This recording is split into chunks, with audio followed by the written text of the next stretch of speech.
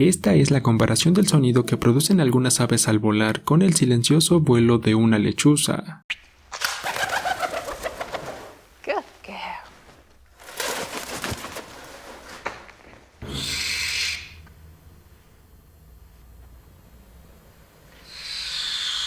Pero ¿cómo lo logran? El primer factor es por unas pequeñas plumas muy rígidas que logran reducir la turbulencia que provoca el ruido. El segundo consiste en la parte trasera de las alas parecidas a las cerdas de un pincel que consiguen que el aire entre de manera suave y salga de la misma forma. Mientras que por último una capa protectora que contiene a lo largo de la superficie de sus alas retiene las vibraciones reduciendo el ruido al máximo, haciendo de la lechuza una de las aves rapaces más temibles de la naturaleza, quienes incluso atacan a las águilas.